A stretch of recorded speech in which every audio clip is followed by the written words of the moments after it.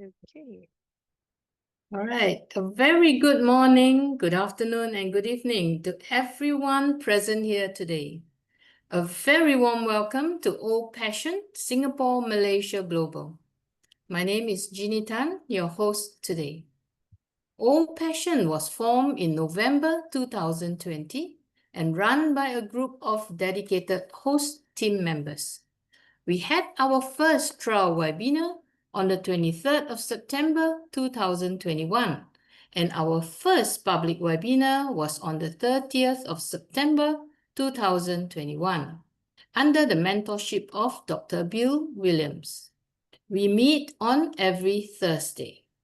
The mission of All Passion is to ignite passion for humanity, to nurture mindset and leadership for passion and Obless, and to form passion groups for good causes. And today we have our speaker, and he's none other than Brother Jeffrey Mollock from USA. And today he's going to share with us another part of his book. And today's title, we'll leave it to him. So before I call upon Brother Jeffrey, I pass the next segment to Sister Mabel. Yes, To thank you, Sister you. This Mabel. is another creation by Kumaran. Let me share. And it should be this one.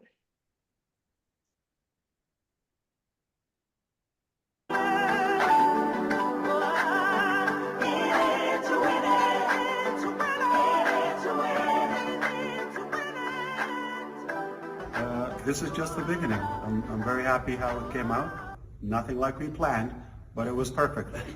We go to the top with the Philippines. We go to the top with the Netherlands. Singapore. We go Singapore. Absolutely. All We over are the in world. Singapore. We'll make a show of it. Yeah. Bangladesh. Yeah, indeed. See you at the top. See you at the top. Thank you, Dr. Bill. Appreciate you. We've been drifting down the river, letting others guide the way, losing sight of what we're made for in the noise of what they say. But there's a spark in every heart where your dreams are meant to grow. Take a step to claim your story, put your inner light aglow. Set a goal, make it yours. Watch your spirit start to soar. Feel the fire in your soul, take control. Behold, let's live on purpose of every choice we make. Forgive those burdens for all our hearts' sake. With kindness we're paving a road towards true. On purpose, let's walk through this life with a view. We've held grudges like they're anchors, keeping us in heavy chains. Every memory stirs the thunder, every scar replays the pain. But you can write a letter to the past, let it go into the breeze. Find your peace in sweet surrender, set your heart and mind at ease. Let it fade, let it heal. Find the calm in what you feel. Trust gentle way, free yourself, be brave. Let's live on purpose with every choice we make. Forgive those burdens for all our hearts say. With kindness we're paving a road towards truth. On purpose, let's walk through this life with a view. Every smile you share, every hand you hold, lights a fire in this world, makes our spirits bold. Success ain't just a crown, it's the love we give. In the bonds we build, that's the way to live. So reach out to one another with a word, a gentle deed. Every act of care we offer plants a tiny hopeful seed. We lift each other higher, happiness our sweet reward. In the joy of giving freely, we're connected, we're restored. Let's live on purpose with every choice we make. Forgive those burdens for all our hearts sake. With kindness we're paving our road towards true. On purpose, let's walk through this life with a view. So choose your path with courage, let those grudges fade away. Spread compassion like a river every moment, every day. On purpose we're rising, our hearts alive and new. Together let's live out this life with you.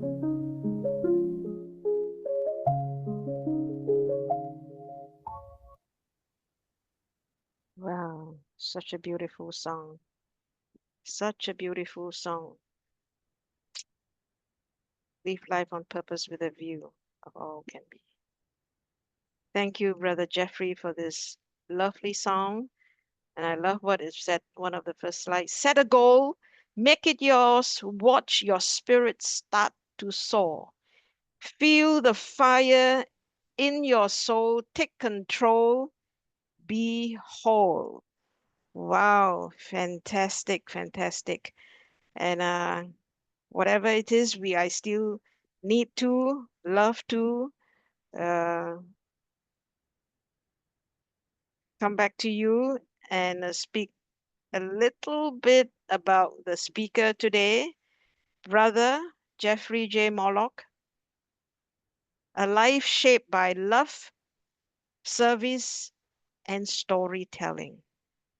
Jeffrey brings a heartfelt voice to his writing, shaped by real life experiences in military, communities, and a family centered life.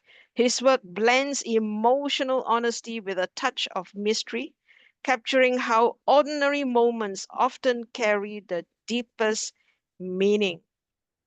Brother Jeffrey, tonight is yours. Speak as your heart leads you to just inspire and empower us. Change the world, change your thoughts. All yours, Brother Jeffrey. Wow, thank you. I appreciate that. And I too, I love that song. I think that it's Mm, absolutely wonderful and it's got a message for everybody. You make me sound real good. You make me sound smart. So I appreciate that. of course you are. I do have, you're absolutely right. As we had discussed earlier, I put a little bit of a snafu on the change. Now, next week, instead of talking this week about the imaginative happenstance in our brains going into reality, we're going to be talking about crafting our vision. And Mm, then next week, we're going to be talking about the science of it all, mm, right? And that's where we get into the imagination of it. It kind of it comes in before the next chapter, which talked about the mind's role in shaping. So today we're going to talk about a vision, what it is and how we create it. Next week, we're going to be talking about the imagination, how it works, and go into the science of it. And then following that, we're going to talk about how our mind has a role in shaping our reality. So they all kind of click, but you're right. This week was supposed to be imagination, but it's actually crafting a vision. And we'll mm-hmm, get going on that because a lot of us have probably seen an artist standing in front of a blank canvas before. Matter of fact, I think there's probably even paintings of artists standing in front of a blank canvas about to start a painting.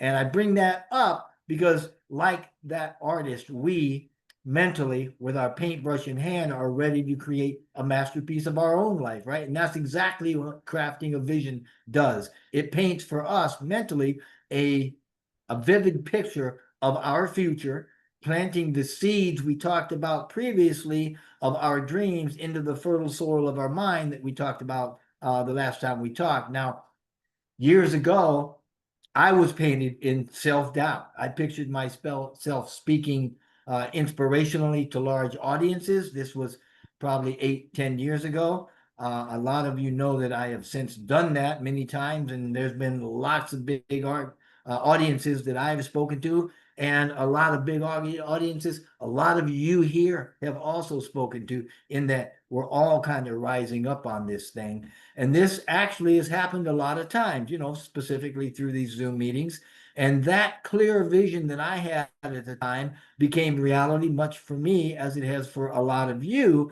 And it actually manifested in me a seed that bloomed into my wanting to write and to do things. And part of that is being on here with you guys, but that was planted in my brain. So as they say, the rest is history. Now, this chapter shows us how to create a vision that transforms our thoughts into our realities. We're going to get a little bit into blending some science and spirituality and some practical tools, like Abraham of long ago in the Bible, gazing at the stars, looking up and seeing all those stars and thinking, wow, that's how many descendants I'm going to have. It'll kind of kickstart your vision, much like Abraham did back in the day, for his. Now, why vision matters is because it's a mental blueprint. It's one of the first steps in turning thoughts into things. And without it, our thoughts, they can just kind of scatter out, like seeds, and they're not really planted. They kind of hit the rocky ground, and they're on top, and they end up drying out and blowing away. They're unable to grow. Now, with a clear vision, right? Our focusing of our mind's power on a specific goal, like you've heard of the potter's clay, and you start with a lump of clay. Well, the potter has a vision for molding that clay, and that's kind of what we're doing here. Now, there's a psychologist by the name of Edwin Locke, and his research shows that visualizing specific goals, like finishing a marathon or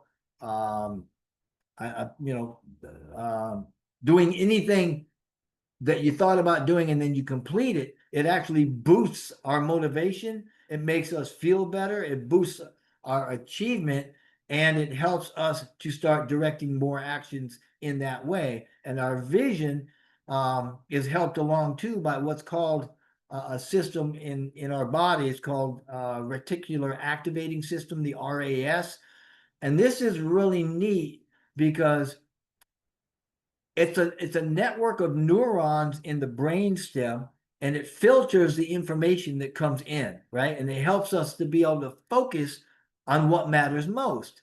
Now, the neat thing about the RES is that it acts like a spotlight, right? I mean, it shines out kind of, and it hits whatever you're focused on, and it brings attention to the things that are relevant to the goals that we're looking for and wanting to achieve, and helps us to ignore all the distractions.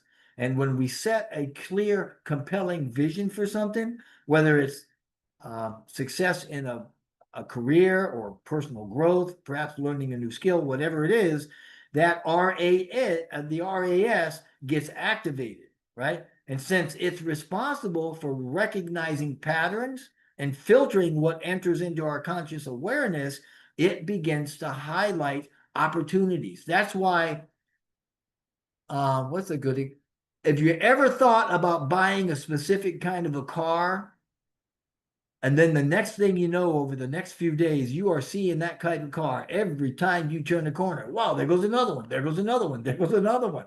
That's because the activation system, the reticular activating system, that's in full play. So whatever your mind is focusing on, it's going to find examples of that for you and bring them to you. So again, whether it's success in growth or learning skills or whatever, we activate that system, and it's responsible for recognizing the patterns and the filters for entering our consciousness, and it highlights those opportunities, those insights, and resources that are aligned with our vision. And this is why visualization, affirmations, and goal setting are so effective.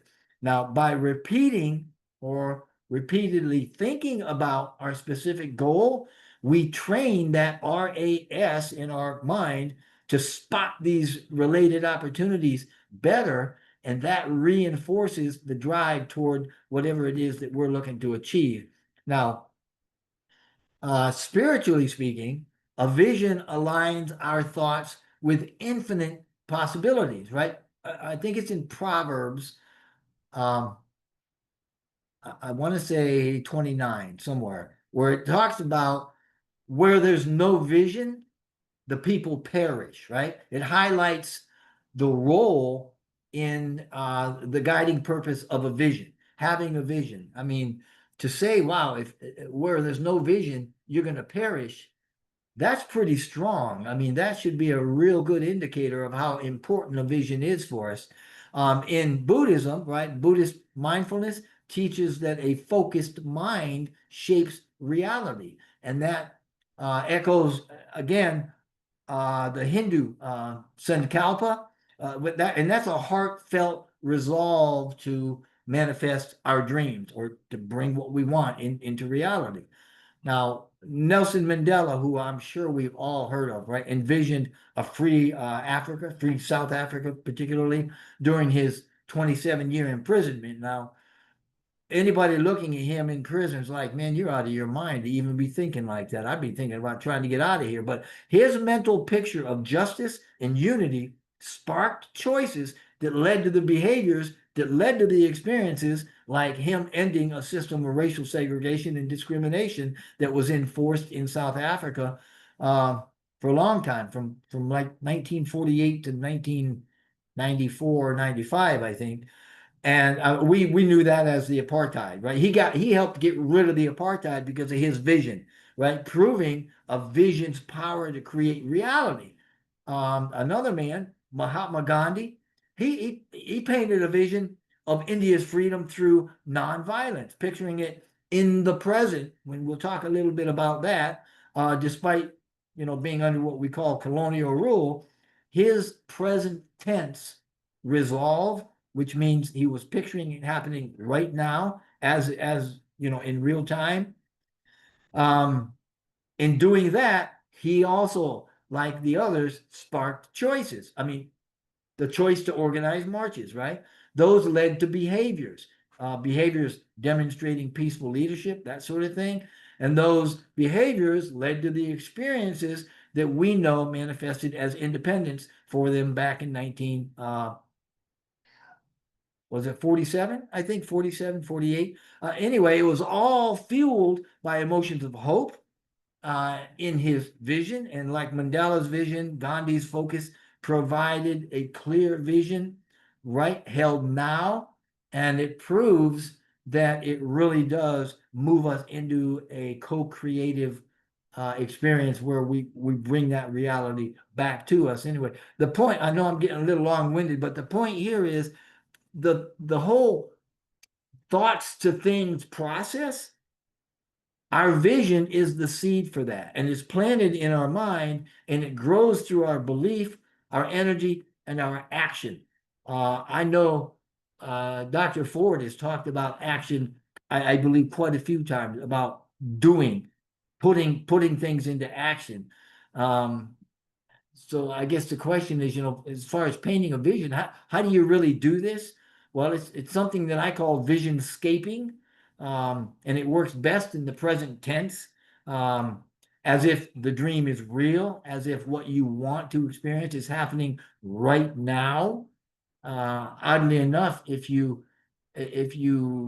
affirmations sound like you say, I want this to happen or I want that to happen, then the universe says, oh, well, the person wants it. So I guess if he wants it, then I'll manifest it out in his future. So he's always wanting because he says, I want. And he must want some more. So we'll never give it to him. So he's always wanting. We don't want that. It works best in the present tense as if it's happening right now. Now, Dr. Joe Dispenza, who I quite often quote and talk about, says that when you picture something, right? For instance, your beach house. Maybe you might want a beach house. Then don't just picture a house on the beach. I mean, get vibrant. See its colored shutters, right? Hear the waves in the background. Feel the sunshine and the joy that you feel, the goodness you feel when you're laying out in the sun. The sun on your face. Smell the salt air. Maybe you're eating that dairy and fruit, and smell that fruit. Make it real in your mind, And in doing this, Dr. Dispenza says that you actually align what you're doing, you align your thought and your vision with the quantum field. Now, there's a quote in the Bible that says we've been given all things in the spiritual realm, and that's exactly what they're talking about there. That spiritual realm is what we call the quantum field or the unified field. It is the field of potential. So everything is available to you in that spiritual realm, and when we line up with it, we start pulling things to us, slowing them down, and making them come into our reality. There's a guy named Daryl Anka, and through Bashar's teachings, which strongly align with the idea of visionscaping, he says, the practice of painting your vision in the present tense as if it's already real, he agrees with that, and he teaches that and emphasizes that everything already exists in the here and the now, meaning that the past and the future are simply different perspectives of the same eternal moment. And this aligns with the idea that visualizing your dream as already happening activates that vibrational frequency, that you put out when you put a thought and an emotion together, and it allows us to attract those experiences of that vision. So when you're having a vision, and you're thinking, wow, I really want to have that new car, and then you put an emotion with that says, I can smell that new car smell. I love the way that the seats feel. Oh, I can push this button on a chilly morning and the seats warm up. And you start putting an emotion with that, then that really goes out into that spiritual realm and starts to connect with like energy, like frequencies, right? They say, what's Abraham? It's the same thing as what you sow, you reap. They're saying that you're going to attract what you put out. It's called the law of attraction. I know that biblically speaking, that's been talked about a lot, where it says, if you judge, you're going to get judged, because you're putting judgment out, you're going to get judgment back. It says basically what you sow, you reap. And it's not just talking about tithing to the church. Now, the church will use that. Oh, if you give us 10%, you're going to get a lot more back. Well, that's not really, well, that may be true. It's about everything. So whatever thoughts you put out, something's going to match it and come back to you. Whatever actions you put out, whatever it is that you're putting out, you're going to get back. And so when you got a vision that's strong and it's powerful and emotional going out, it's going to pull that back to you, allowing the whole thing to attract experiences that match our desired reality, so to speak. Now, Abraham Hicks also teaches that feeling as if. Dr. Joe Dispenza says, feel as if it's already happened. And biblically speaking, I know that I think it was Jesus that said, hey, when you pray, believe that you've already have it, and you will. So he's saying believe as if it's already happened, and attach that feeling of it already happening to the prayer. That becomes the prayer. And the neat thing about that is because when you believe that something has already happened, that means that you're appreciative for it, that you're in gratitude over it. And that is the ultimate in receivership, because if you have already felt appreciation for something that you haven't gotten yet, that means it is well on the way. And that is what Jesus was talking about when he said, believe that you've already got it and you'll have it. Like Mandela's present tense resolve for freedom, our now focus plants a very vibrant thought seed in this visions. And this means crafting a vision is like painting that mental picture of your ideal life with vivid details and some emotional depth. And this is you can't have one without the other. You can't have the thoughts and the details without emotion, because when you put those two together, you've got that very powerful electromagnetic wave that goes out into the spiritual realm and starts matching frequencies. It literally is well, not literally, it's not soil, but it's mental soil where our thoughts take root and get ready to grow. So whether you're looking for a world stage or a thriving career or a loving family or maybe just inner peace, right? The clear vision that you have, actually picturing it and putting your emotions into it, smelling, the aromas of whatever, visualizing colorfully what's happening, feeling the wind or watching the trees in your vision. This all helps to manifest the powerful things that go out to bring this back to you. A clear vision gets it all set up for you in ways that are very grounded in science. We'll talk about those probably next week. Now, how do you actually craft a vision? Real easy. We do it all the time, right? First thing you do is you want to define your desires. What is it you want? Yeah, ask her, what do I truly want? I mean, and be specific. Imagine living in the house of your dreams, not just a nice home, but what do you want the entryway to look like? What do you want the front door to be made of?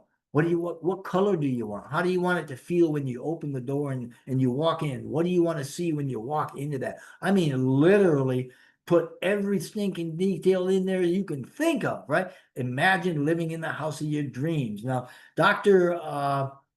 Maxwell Maltz notes that a clear goal will activate your subconscious like programming a GPS, and it'll get that RAS ready for you, right? And a big part of this is visualizing vividly. And to do this, we picture the goal as if it's happening right now and playing out in real time. See it all, right? I talked about that home on the beach. See the shutters, hear and see the waves, take in the smells, the sights. What's the sand feel like in your fingers? You know what I mean? Dr. Dispenza's studies show vivid visualization actually strengthens the neural connections we have in our brain, and they make those goals feel real. And that's exactly what we want. We want them feeling real, because when they feel real, we're going to be appreciative, and that really elevates our consciousness. We want to feel the emotion in them, because when we have a thought and we attach emotion to that thought, like I'm successful, that's the thought. And then you add the actual feeling of success to that thought. What does it feel like to be successful? And to get there, just think of anything that you've done you were successful at. What was that feeling? If you can recreate that feeling, man, you're halfway home. You're sending a very powerful electromagnetic wave out that attracts that success to you. We also want to infuse the vision, right? What we've got in our brain, that picture we've got, with gratitude. Be thankful for it, be appreciative of it, as if it's ours right now, because gratitude and appreciation are extremely powerful. They're high consciousness feelings. There's a company called Heart Math Institute. Their research proves, I mean, scientifically proves, emotions like gratitude create a heart-brain coherence. They line up, and the signal is much cleaner.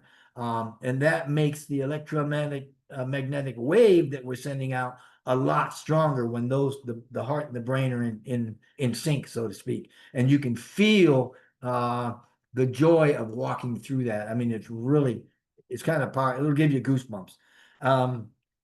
Something I haven't really touched on that we've heard a lot about in the past is trusting the process.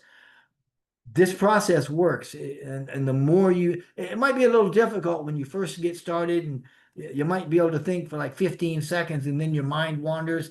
Well, just recognize that it wandered and objectively pull it back on track. But it works. The process will work, and you'll get better at it over time. And that's a tough one, trusting. We've all heard that we need to trust the process, and then we watch the process fail. But in casting a vision, right, in creating a vision for your life, you really need to understand it is possible, believe that it's possible, even if the path is unclear. To that point, if you've got something you're thinking about that feels unbelievable, your body's going to know it, your mind's going to know it, your consciousness is going to raise the I don't believe you flag. So what happens in that case is you'll want to soften it up or go more general.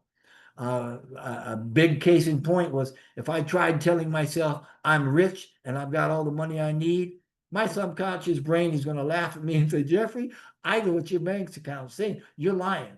So instead of saying that, I say, you know what? I'm starting to earn more money and I'm seeing more money come into my account. And I know that I am. And so that's real. And I know in the future, I'm going to have all that I need. And I believe that statement. My subconscious believes that statement. So that's now what I'm putting out. So if you're not believing what you're trying to tell yourself, then go a little more general or soften up on it. The process that we're talking about actually mirrors Taoist teachings, where aligning with the universe's flow brings in harmony, or even Buddhist meditations where intentions shape reality. Uh, Much the same way with what we're talking about with vision. If you think about Walt Disney, I mean, he painted a vision of Disneyland, and he was drawing on paper what the rides looked like. He was imagining the families having fun. He was in his mind and on paper, he was turning the empty field he was looking at into amusement parks, into a global phenomenon that happened by 1955. So his vision was, I mean, he went from an empty field and nothing to Walt Disney. And he did a lot of that because he had it up in his head, and he also made lots and lots of drawings, and he wrote it out and he stuck with it. Our vision held daily has those seeds, and when we nurture those every day, in other words, we see them every day, we're pointing toward them every day, we're working toward them every day, step by step by step, they're going to manifest into your reality. Generally, it's not going to come fast. Okay, there's lots of things that can happen. Doubt comes in, clouds our vision, dims it down, so to speak. Fear, past failures, maybe some negative childhood beliefs or beliefs that you learned as a kid, may not have you thinking like you deserve success. You can block all the progress in the world. We'll talk about that, explore that next week and the week after, when we talk about subconscious rewiring our subconscious. But there's ways to get past these kinds of challenges too. A way to get clear of the obstacles that we set up. The first thing we do is acknowledge that you've got doubts. Okay, notice those thoughts, notice what they are, especially if they're negative, without judgment. Try to just look at them and think, okay, I've got this particular doubt. It's got a right to exist, but I don't want to deal with it right now. So push it off to the side and get back to cultivating your vision in a positive way, right? As mindfulness will teach us how, then at that point, once you can slide that doubt away, just kind of refocus on your vision and start small, right?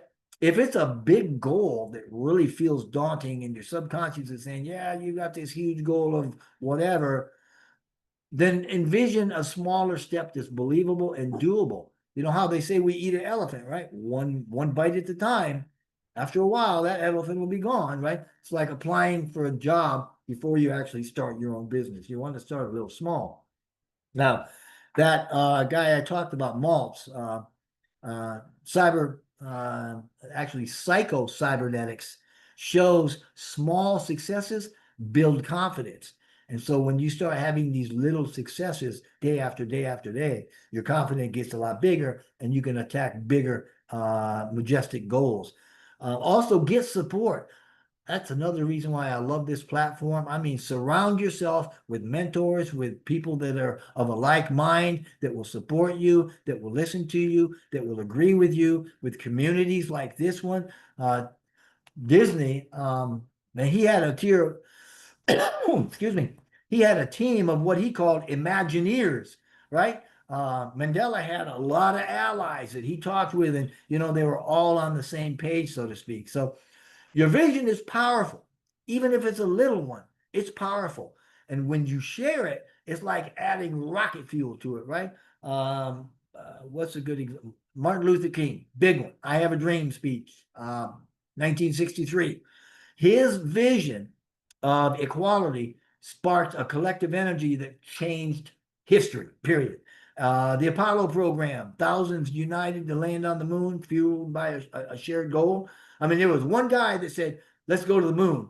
And that added. Next thing you got a team, next you got a whole room. Now you got everybody, and everybody got that rocket to the moon, so to speak.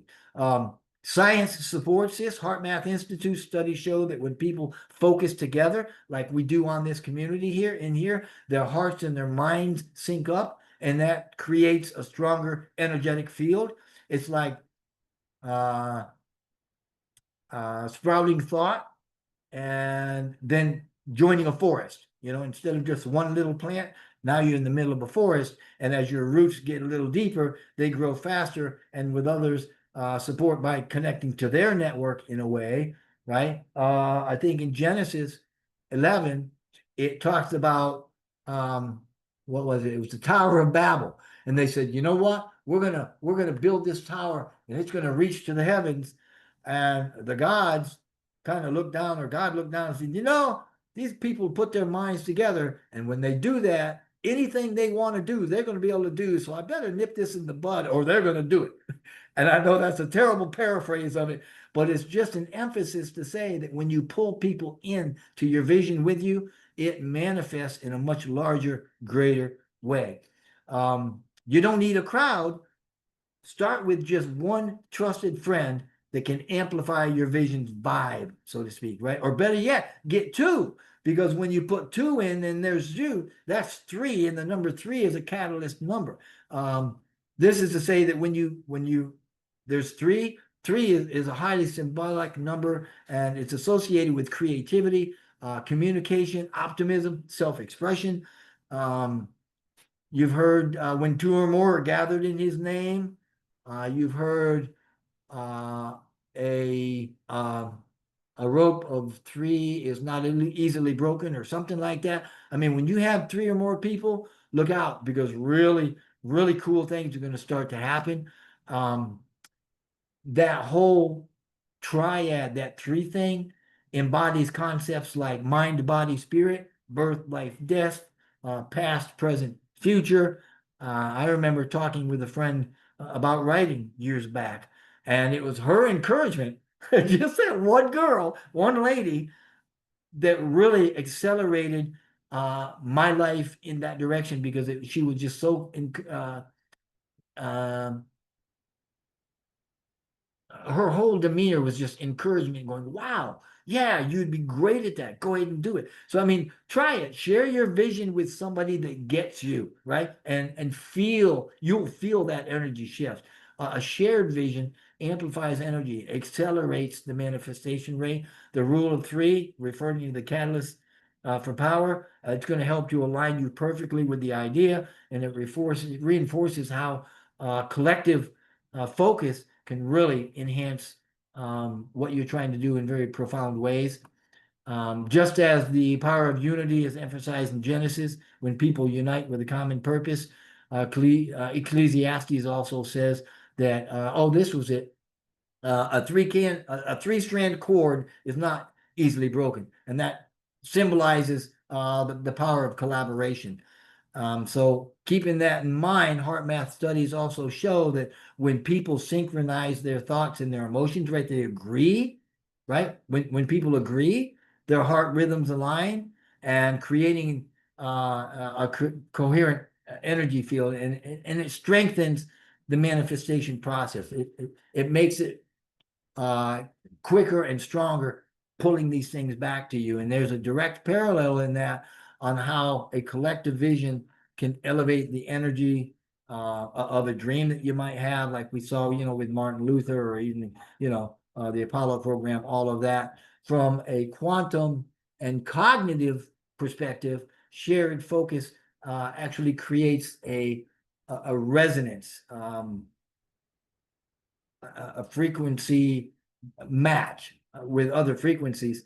And much like how neurons in the brain synchronize to give us a peak performance with thought ability, or how quantum entanglement demonstrates things like the interconnectedness that is beyond physical distance, three minds focusing on the same vision will reinforce clarity, and it'll make your vision a lot more tangible to you, and it'll bring it to you faster. But bringing all this back, I know I got off a little bit onto the woo-woo side of it, but I mean, it's all good and it's all practice. But bringing it back to a practical sense, you don't have to have a crowd. Just one or two folks that you trust can amplify your vision, your vibration. They can help you keep it alive, make it grow, and keep it growing. Even small conversations, like when I started writing about or talking about writing, creating momentum through encouragement and sharing our dreams. Oh man, that adds a structure. It adds to the belief. It adds and gives us momentum because of the power and the energy in that, much like that three-stranded cord providing strength and stability. So in essence, our vision is extremely powerful, but when it's harmonized with other folks to align the process with our purpose, it strengthens exponentially. And this is key. All right. We have to stay in the emotional resonance of the vision. Got to maintain coherence, meaning that your thoughts and your emotions have to align with it, and let the universe work with you. We do have some exercises that can help you do that. There's a mini exercise that I call vision share, where you just take one sentence, summarize your vision in one sentence. Remember to keep it current, right? In other words, use like I am statements. Instead of saying, I want to be successful, I am successful. Instead of saying, I want to thrive in my dream career, I am thriving in my dream career. See what I'm saying? Keep it current and happening now, because, well, it's stronger that way, right? Share that one line that you write, share it with a friend or family member, right? Either in person, via text, get a conversation. That links two minds together, and now you're both linking on it, and that's going to make it stronger. Note when you do that and you get a response, especially if it's wonderfully encouraging like mine was. Note how that makes your vision feel. It's going to make you feel bigger. It's going to be brighter. You're going to feel like, wow, there might be something to this. It's already going to start to grow in your own head. And do that at least once a month. And every month, do that whole series there so that it can grow with you. Seeing things objectively, that is, without allowing our emotion to get in the way, so to speak. To do that, we want to start small or start in general ways so we don't overwhelm our subconscious and have just say, I hear you saying you're filthy rich, but we know you're not filthy rich. So instead, just say, you know what, I'm experiencing some things that rich people experience, and I'm becoming more wealthy, and I'm sharing more abundance every day. And that's a true statement for most of us, I think. Anyway, all of these things, when we do everything we've talked about, they all support the strategies that keep our vision bright, growing, and on track. Now, Mabel, I sent you some exercises that can help us do this, whether you do one or none, or it depends on how fast you want to get started. You want to get started, do them both. So the first one we call the dream snapshot. What's it for? Well, basically, it's to create a clear, exciting picture of your future, right? Something that feels real and inspiring for you. How do you do that? Well, first thing you do is get relaxed. Get a nice, quiet, comfy spot. Take in 3 deep breaths and let them out slowly, just to kind of get you in the mood, right? And then in your brain, picture your dream. Think of a specific goal, your dream job, whatever that might be, and imagine it vividly. If it's the dream job, what is it? Maybe it would be me working from home on my computer, giving small talks. Well, I would see myself sitting in a comfortable spot, alone, my computer open, have conversations opening, imagine people asking questions that I could answer. Just make it vivid, whatever your dream is. Make it vivid, right? And then write a quick snapshot statement of that in 1 or 2 sentences, and write that vision as if it's happening right now. For example, I'm locking my dream job in, and I'm surrounded by a supportive team, and I feel comfortable, and I feel confident, and I feel happy. That is a good one to start with. But you want to make it real, and you want it in the now, and then you refresh it from time to time. You update that, once or twice a month to match any new ideas or goals to make even some new ones because you may have reached some of those. And now that you're at another plateau, you want to jump up to that next level. The tip here is just dream big, but keep it believable. That's you got to keep it believable. You know, like Disney was sketching his first cartoon or stargazing with Abraham. You know, with big hopes. You've got to let your vision spark some excitement. Now, the second exercise, it's called a daily dream check-in, and we use this to connect everyday actions to our big dream, making it feel closer each day. And how do we do it? Start your day with a vision. Every morning, just take 1 minute to picture one part of your dream, like leading a meeting or answering one question on the computer, like I was talking about. But you pick one small step and say, okay, what's one small thing that I can do today? Remember, and this is why I loved some of the things that Ash and some of the other leaders talked about when they said, do one thing every day. Do one thing, no matter how small it is or how big it is, do one thing.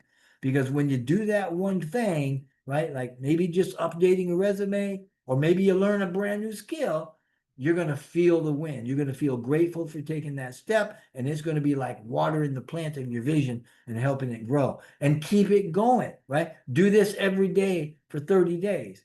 A lot of folks like to use 40 because 40 is a manifestation number. A lot of things happen biblically, and a lot of things happen, in the world concerning the number 40. So notice how the small actions start building your dream in big ways, and take those small steps. Like Mandela's daily effort to lead big change, it worked, right? Every action is actually a seed planted for your future. And doing these exercises are like planting and nurturing a garden of your dreams. The vision we're talking about is a spark that really is going to ignite your reality. And by planting these things in your mind soil, so to speak, you're going to see them really start to sprout and grow and get bigger and branch off into some other big things. So spend a few minutes every day doing it. Enjoy it. Craft it clear picture. Overcome the doubts. Nurture it every day. Next week, we'll talk about the imagination, and we'll get into some of the science of it, and we'll have a lot of fun. And I'll leave it right there. And just thank you for letting me rant for, I don't even know how long it was, but I appreciate it. Thank you.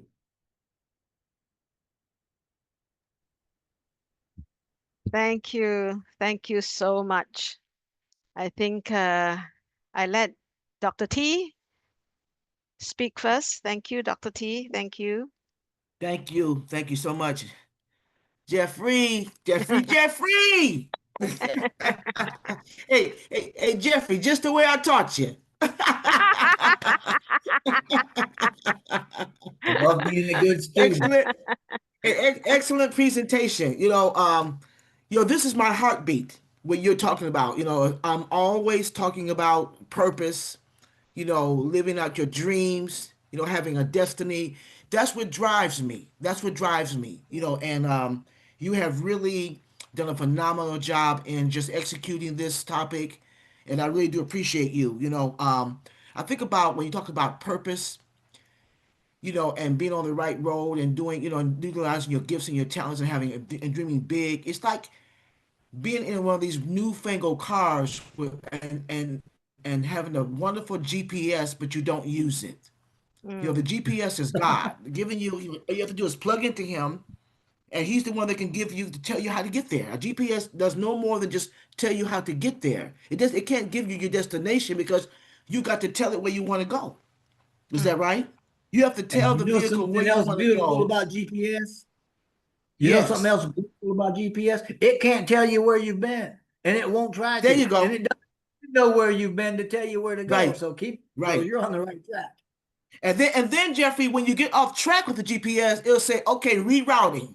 Okay. Even if you make the since that's how God is.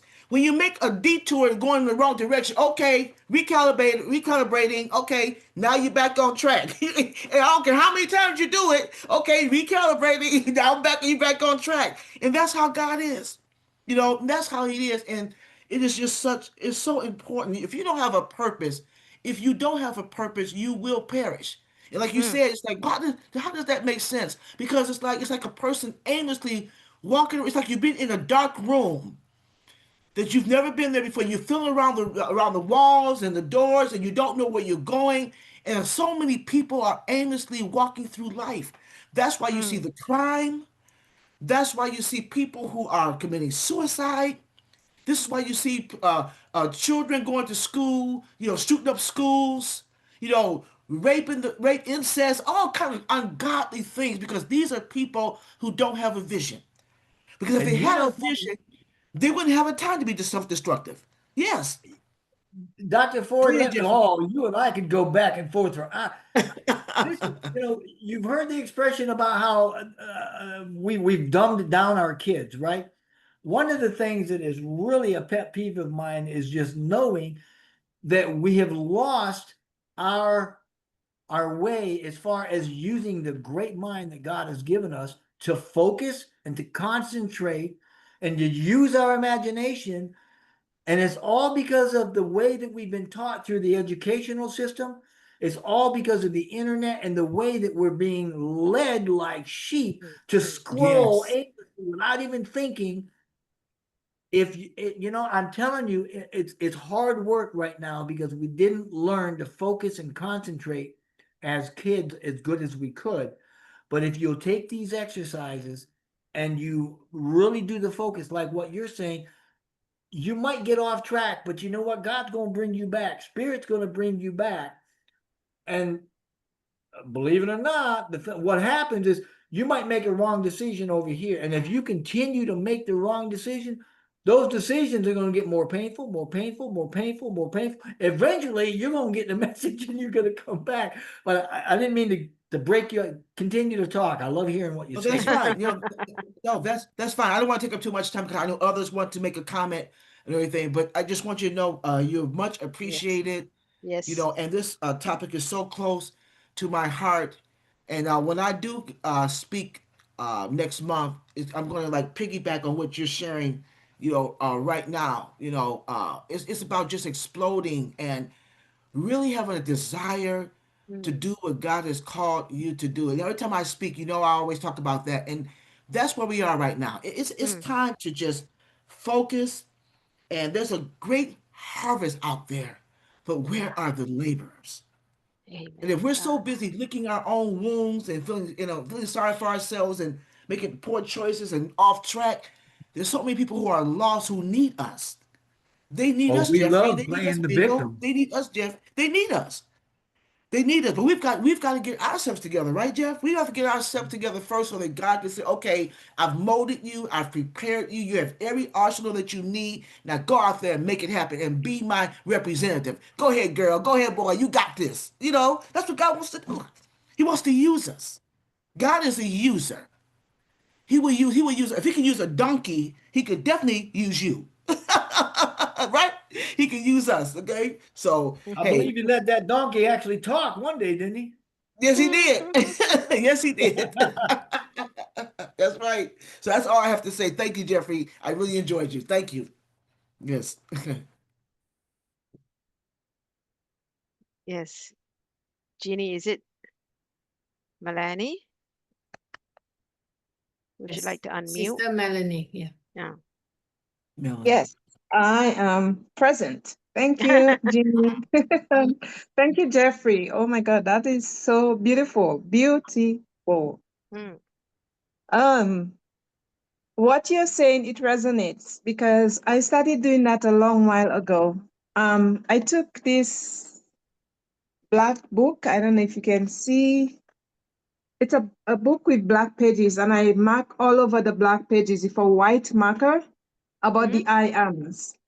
Oh. And one of the ones I have here imprinted is my status has changed. I am on my way to better days, and I Mm. know I'm going to have better days. And I always put change the I can't to I can. No, that's type of thing. And it's encourages when every time I open my book or whenever we have in a live different places, I always draw these books attention to people. This is what I do to remind myself that I am full of good thoughts inside that can be brought out and that can be marketed from within me to other people because it's not all about just the money part. It's not all about just who I am. It matters, yeah, who I am, but it matters who we are together collaboratively as a body. So whatever we have inside, we bring it out in a form of an artist, as you said, Jeffrey, because you're thinking of the picture, right? And you're thinking it in your head and you're drawing it out. Because when you draw it out, you speak it out and you become that, you know? They always say what we speak is what we become. Not necessarily true though, most times, but it is true in a way. Because if we are thinking negatively all the time, nothing is gonna happen for us. You know, there are times I had gone down that way a bit. If I think something is gonna happen, I think, oh, my help, I know it's gonna come from someone, somewhere. And at the end of the day, or halfway through the day, somebody reaches out, whether it's a family or friend, without me asking, and they will tell me what they're gonna do for me to help me. And I said, wow, I was never expecting that, but thank you. I don't panic. I don't put my pride before and say no. I want it to happen because the person did not know what I was thinking. I didn't ask, but then they reach out. Who is doing that? It's a higher power that comes between us as a mediator, and he knows our thoughts. He knows when it's good intention, and he brings it out to us. So we have to accept it when we get it and use it to help another person to bring forward what we have inside, unleash that power we have inside, that thinking power. It's not out there, it's inside of us. So we take it from inside and we draw it out. And the sketch is we become beautiful people. But Jeffrey, that was your topic. Beautiful people.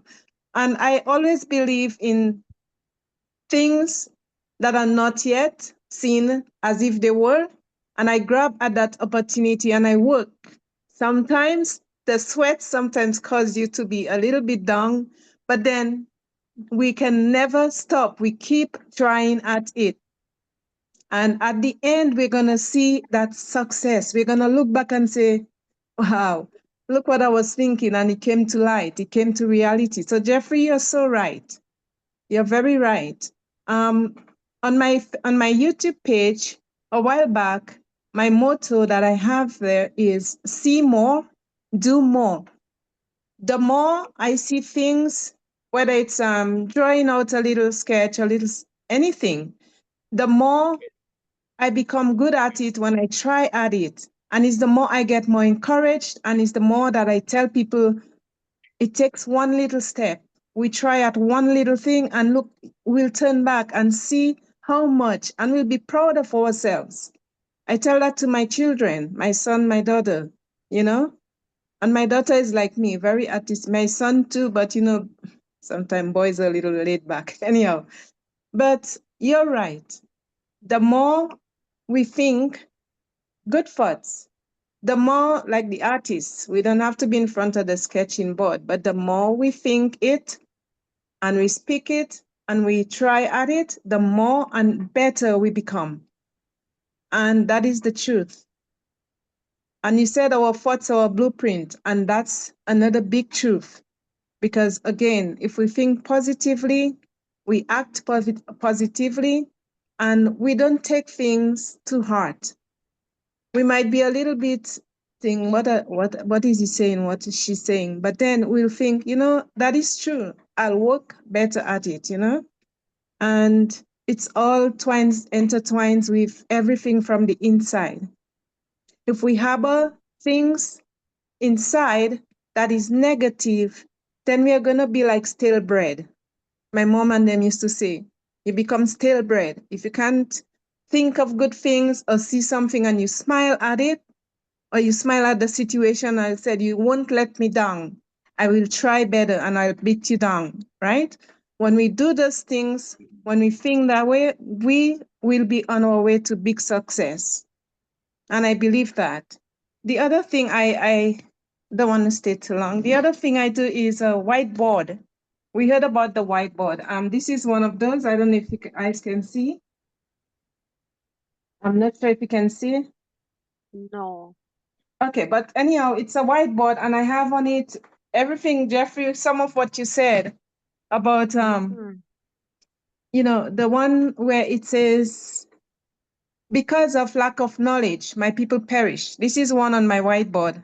And I put it in the eyes, not just for me, anybody who comes by, it's right there. When they enter, they see the different little writings, and I know they will go home or come off of my place with something in mind without me pointing it.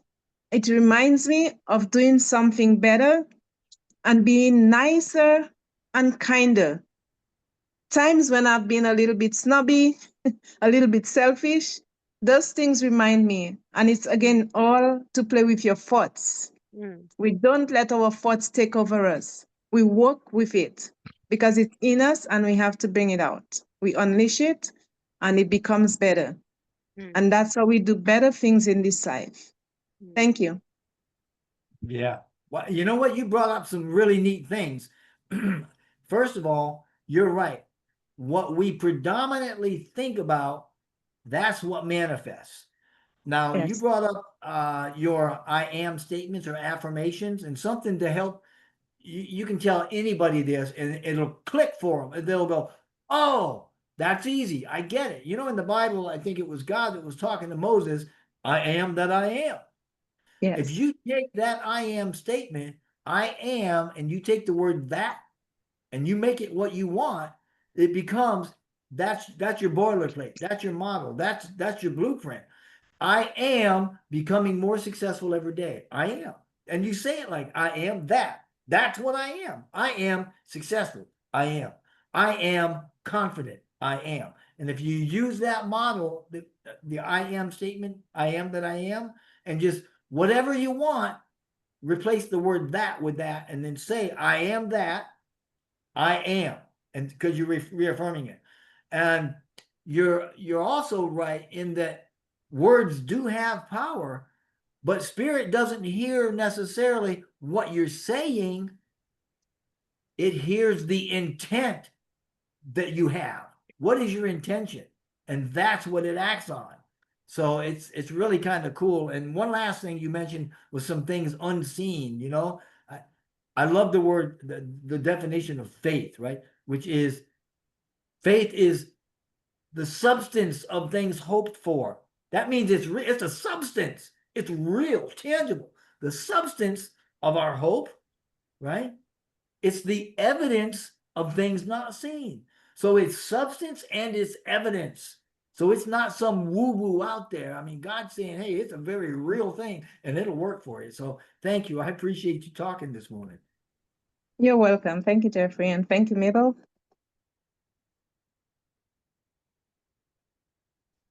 Hi, Antoinette. Thank Sister you. Melanie. We have Sister Antoinette. Yes. Sister Antoinette, over to you. Thank you.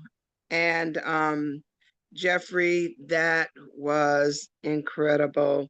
Very encouraging, very educational. And I'm one of those, I'm always researching whatever topics and things of that sort. And I really enjoyed your presentation because it brought up a lot of things, it confirmed a lot of things that I had learned, you know, through the last few years. And the thing about, the scriptures and Proverbs says, death and life are in the power of the tongue, and they that love it shall eat the fruit thereof. James talks about the tongue, how it can even set on fire nature. And all through the Word of God, God confirms the energy and the ability that we have, so that in speaking and believing, because in Matthew, he says, when you pray, if you believe, you've got it. And so confessing those things, confessing the truth, and even the scripture, those things that are of a good report, think on those things and our Mhm. thoughts bring things into existence. You know, whatever a man think of himself, so he is. And we could just go on and on. And this, not too long ago, I was watching this teaching on YouTube, and they talked about the power of your confession and the power of thought. And just thinking um, about certain things and situations and everything can bring it to pass. And that thought was energy. And talking about uh, the material and how things are created through energy and words. Everything that we do has to do with motivation, motivating energy, materializing things, because we serve a God and we were created by a God who spoke things into existence. And he believed in what he spoke, and he knew it was so. And he created us in his likeness. And so, knowing that God had created us in his likeness to be just like him, to be creative beings, we have that energy that he's placed within us to create. And so all that you have spoken was such a blessing and confirmation to things that I had learned. And it made me remember and be that much more aware of how I speak. I should be more aware of what I think and to put a watch before my mouth and my thoughts. And so I thank God for you, Jeffrey. That was such a tremendous blessing to me. Well, you are certainly very welcome, and I appreciate those kind words and the Mm. teaching. And don't forget, God tells us to speak to our mountains. Okay. Yes. Jeannie, I'll say something and then Yeah, we'll over get to you. get Jeffrey to Yeah, over to you. close. You Thank can you. do that. Yeah, thank you. Yeah. So how do we go about visualizing? And I thank God Jeffrey has given us a couple of exercises and step by step leading us how to capture our vision, creating a vision, visualize to create a vision, dream, and goal. So I will share those exercises definitely to those who are here that I have contact with. Now, something I think I can take away is learning to share our vision. I think what uh, something easy that we can help one another is to get one friend, two friend, three friends, and as we go through the exercise, we really capture something to share the vision, share our dreams, and hear the response and continue from there. So at least this is something we can start with. And as I said again, Jeffrey has left us at least two exercises to go through to help us start visualizing and to get a vision, and how true it is. The vision is our seed to something huge, big, including making the world a better place. Start from a seed of vision. So Jeannie will get Jeffrey to help us close the session with a few more statements, and we will close tonight and see us next week. Over to you, Brother Jeffrey. To help us close, you are muted. You're muted. Bam, there we go. Yeah. Pretty much. You know, one of the things in creating a vision that I didn't really touch on is, you know, feeling our why. What is our why? Asking ourselves what moves us, what stirs our spirit, what anchors us with our values. And if we consider, you know, what our legacy or impact is, what is it that we want to leave? You know, what do we want to achieve, whether personally or collectively? Then that will give us an idea, a great idea about where our vision really is and where it lies as far as the trajectory. You know, what direction are we going to be heading in? I think too, it needs to be grounded in reality. We need to reflect on current experiences that we have and where we want to go with those, and expand it with the intention of where we want to go. All of those things. So, you know, in kind of closing this, hang on just a second. In closing this all out, I would just kind of point at those exercises, and they can be very powerful. And you don't have to go verbatim. Work out your own way to do it, and whatever works best for you in creating the vision that you want. And when I say the vision, I mean the actual mental picture of it, because that's what's going to create the momentum for you moving into that. And that's kind of what I'd leave you with. Just start small and create something that's going to resonate with you as a person. So thank you. Start small, but it's going to go big if we really work at it. Thank you, everyone. Thank you for coming. See you next week, where Brother Jeffrey will continue this topic with us. Good night. Good night. Good Thank you. night, everybody. Good night. Good Thank night. you, Mabel and Brother Judy. Everyone, good to see you Bye, guys. Jeffrey. See you all. Bye bye. Have a Bye blessed one. bye. Good Bye. night. Bye. Dr. Ford. Good night. Bye bye. Thank you.